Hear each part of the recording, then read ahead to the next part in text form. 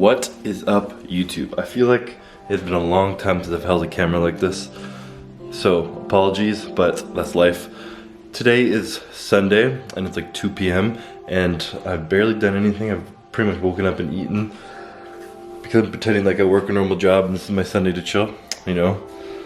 Today though, we all know, is one of my 2 days I'm actually allowed to train, so gotta go out and be a warrior on Sundays.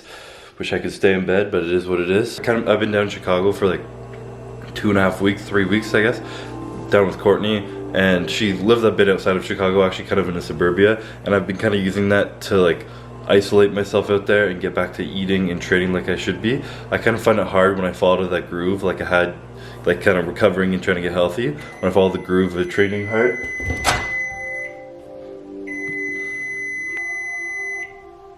When I fall out of the groove of like training hard and eating like I should be and all that, I find it hard to get back into it when I'm like vlogging, videotaping my workouts. It can be like a bit of a distraction unless I'm already in that mood. So I kind of just posted throwback pictures, avoided camera, avoided YouTube for a few weeks, and just got myself into the right mindset I need to be in my off season to really like push myself and get back to it.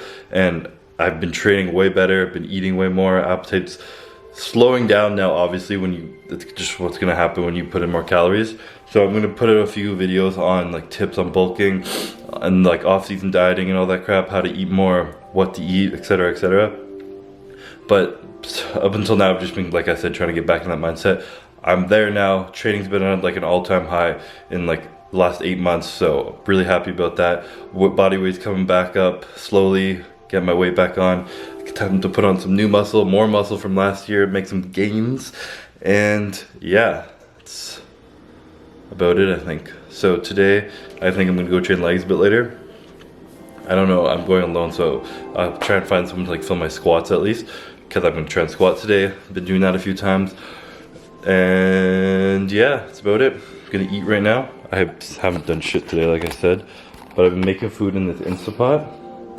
So clutch. You literally just put it in there, turn the timer on to like, I did this for 25 minutes. You cook like 5 chicken breasts in 25 minutes, just walk away, it turns off on its own, completely does everything by itself, and then you just clean the pot. So for those lazy to put shit in the oven, fry it up, highly recommended. But yeah, my food's ready, so I'm gonna eat. So I wanted to do a little Sunday rant here kind of thing, because I think, or not think, I've been having a lot of people come up to me and message me and DM me constantly asking the same question, and it's like people don't really realize what you're trying to do, or like the reasons for trying to get into this industry, and kind of what I'm leading into. Everyone kind of comes up and asks like, how did you get where you are, bro? Like to the point where like, how did you become like a fitness model? People are starting to call me, which is kind of sad, to be honest. And like, how do you start making money off Instagram and social media? How do I get followers? How do I get famous? How do I like make it in this world, I guess you could say? And my answer is always begins with confusion, or at least it did when I first hear it, because to me, I'm not a fitness model. I don't look like a fitness model or anything. To me, I'm just like a bodybuilder at heart. That's kind of why I started. That's why I got into all this. I'm not one of those guys who loves my Instagram account or my YouTube even. I do literally make this content because I want to provide something for you guys to enjoy, to watch, to learn from, laugh at, whatever the hell is the purpose. But at the end of the day, what I fell in love with bodybuilding and competing and training and all that. I wasn't trying to make money as a fitness model. And it's always guys asking me this too.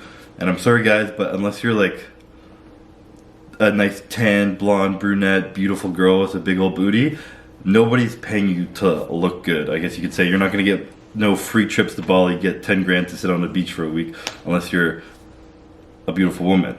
Sadly, that's kind of the truth of this world. So stop coming at me and asking like how to become a fitness model, etc, etc. People are always like, I don't know where to start, I don't know how to start, like I have nothing to talk about, I have nothing to do, like I haven't accomplished anything, like etc, etc. And I think that's one of the biggest things people are afraid when they start, that they don't think they have enough to document. They think they need to go get success somehow, go find that off in the world, and then come and document it and then create some like platform on social media, YouTube, and get famous from it.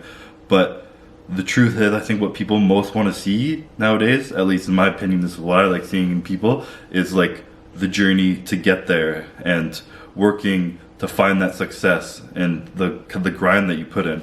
It's like I heard this somewhere else talking about all the Rocky movies.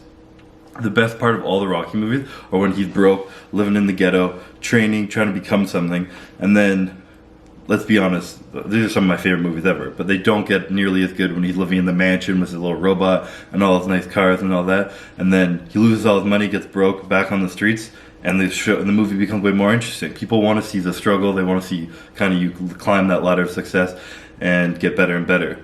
And I get it, you see a lot of people on social media who have started like that, and then they make it and they kind of forget where they've gotten, and all they do now is post pictures of their big houses, of their Lambos every single day, saying that they made it, like this is it, blah blah blah. And I can promise you, I've met a lot of these people. I've in some of the back scenes of everything and hear a lot of shit, and most of them are not happy. They do fucked up shit, they say fucked up shit, and they're just not happy people. They just kind of have been successful in your eyes, but all they've done is made money and gotten a little bit of fame, bought some nice cars, and they just don't really like their life because they kind of forgot why they started. So I guess my point is just figure out what you really want, what your goal is, what you're trying to provide for people, like what your end goal is. If it's just going to be rich and have fame, then cool, I guess you can try, but most of those people aren't successful.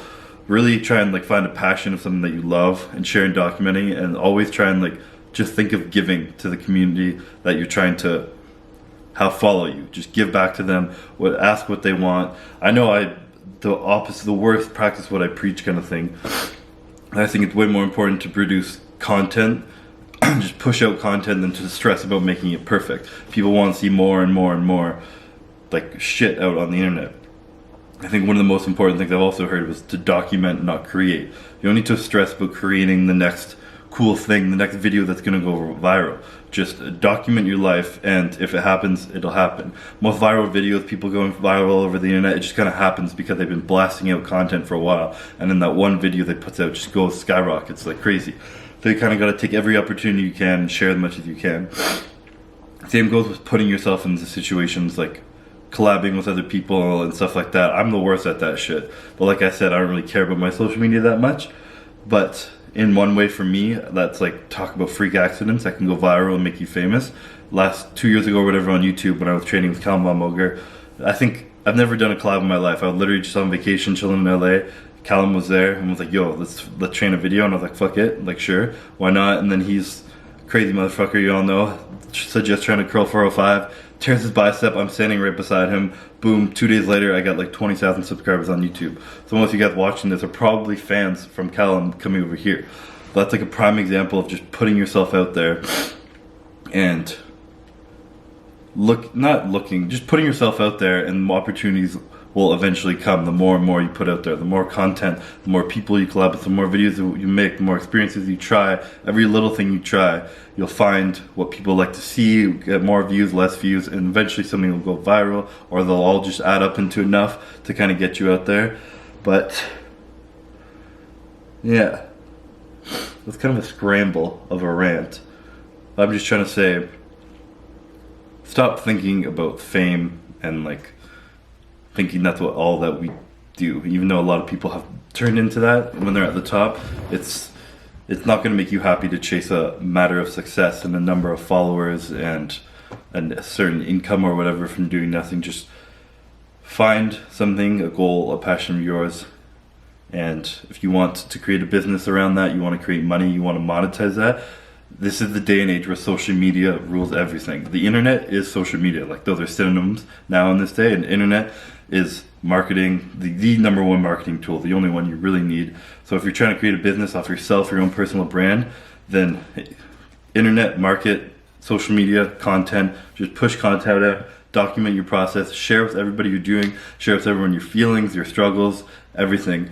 And if you happen to start in some shitty spot, people are like, fuck, I'm in that shitty spot, is he gonna get better? And they see you slowly getting better and better, they're like, fuck, they can get better and better. And it creates like, your platform creates inspiration for other people to do it, and back and forth.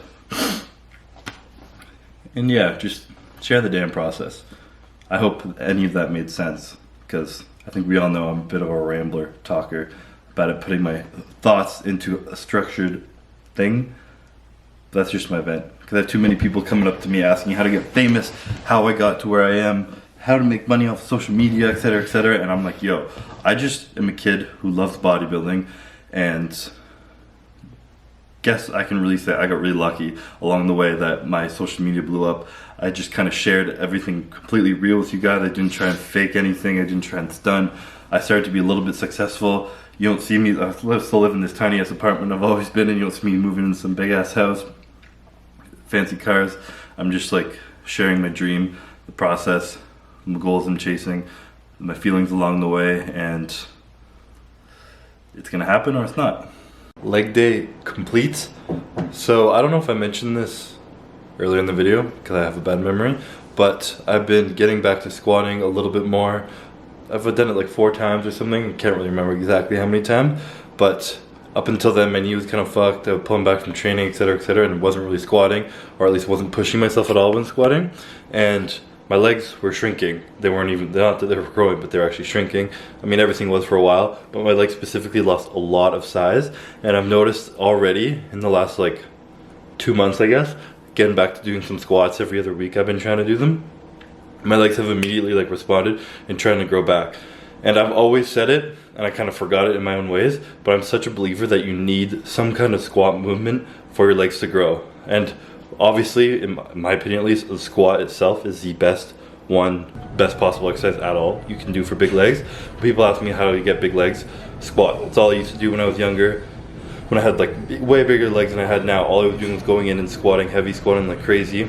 And I mean, that kind of took control of my body, so you can be a little smarter with it. You don't need to max out every single day. You don't have to squat every time, maybe every other week like I've been. But some kind of movement, at least in the workout, where it's like your hamstring touching your calf, that kind of like squat movement. So you could do like a Smith machine squat. Some hack squats I know are good enough. Some like this, almost none of them though, have like a arc to them almost, so you get a bit of a deeper range of motion and you can kind of feel your calf touching your hamstring. Stimulates the squat a bit more. That can work too, but really I think there's no other answer to having big legs than squatting. So if your knees are fucked like mine were, back's bad, figure your shit out and get your body healthy, because you're missing out on the most important exercise. That's all I gotta say really. But after the workout, stop by one of my favorite places here. It's called Kettleman's Bagels. So bomb. I don't know if you can see inside this bag, but I just got 12 fresh bagels. They're literally cooked like in front of you in like a big wooden stove. It's like a huge flame. They throw the bagels in there and they come out fresh. I think they're Montreal style bagels or something like that. But I remember as a kid, I always got the chocolate chip bagels and lathered them in butter. So I asked for one of those to go. They toasted one for me, and I actually got 2. I lied. I had 2 bagels on the way back in a shake, but I got 12 more bagels because something I love eating in my off season. They're pretty dense calories, a lot of carbs in them. I'll get into that in my off season eating video I'm gonna post. Just kind of wanted to share my love for bagels. Also, because everyone's been asking, I mentioned that I was getting a little addition to my tattoo, and I've had 2 sessions so far. I've gone in, and he was supposed to be able to finish it in 2, but he decided to kind of redo like part of it because I had scarred up last time I got this part of my tattoo. So like it looked like shit kind of. It was all scarred, so we just went over those lines. So I'm gonna have to go in again to finish the new piece he started. I don't know if you can even really see that, but that's it right there really. That's like just the outline of a face, like a masquerade. The smoke kind of like goes into the tiger, which is like faded in, so it looks super cool. But yeah, don't ask where it came from, what the inspiration was, what it means, because I just think it's dope as hell. The artist is super sick. Name's Richard at the Gallery Studio, is his studio. It's his tattoo place. So he's gonna add a little bit more stuff to it, like put some gems in the mask, just add more details to the girl's face. Pretty hyped up about it because it looks really good.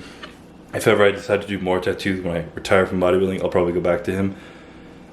Yeah, so I'll keep you updated whenever I get back in, because it took me 6 months to get this appointment and it was only supposed to be 2. Now it's going to take 3. So I don't know how long it's going to take me to get an extra appointment from him. Hopefully he can squeeze me in and I'll show you guys the finished product. But until then, probably going to eat like 4 more bagels tonight. some real food too. I got some chicken and rice. And yeah, so again, sorry I've been MIA from YouTube, but comment below what you guys want to see. I said next video is probably going to be like an off-season diet, off-season like bulking tips and stuff like that, but whatever else you guys want to see from me coming up in the next few weeks or whatever, comment below.